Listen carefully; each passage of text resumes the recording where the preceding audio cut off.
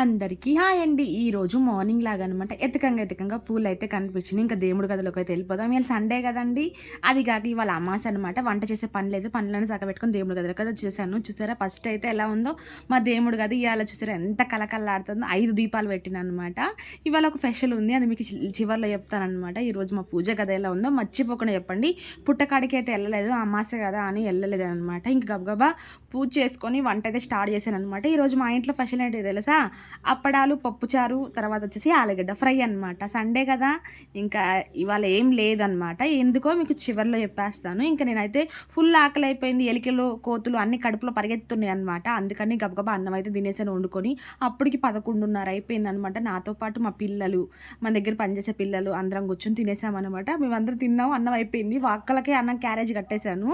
ఇంకా గబగబా మళ్ళీ అన్నం వండేసాను. ఏంటిది స్పెషల్ చెప్పారా? మేమైతే తిరుపతి వెళ్ళిపోతున్నాం. తిరుపతి వీడియో మళ్ళీ